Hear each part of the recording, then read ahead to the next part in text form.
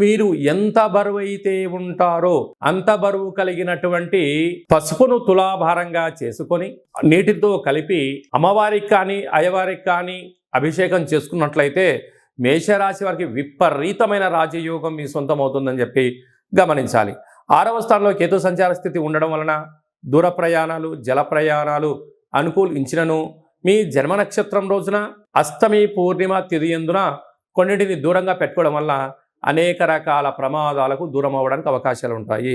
లాభస్థానంలో శని భగవానుడు యోగదాయకం, వ్యయంలో కుజుడు సంచారం చేయడం, కుజదోష ప్రభావం, అక్కడే రాహు సంచారం చేయడం వలన అప్పులు ఇవ్వద్దు, అప్పులు పుచ్చుకోవద్దు.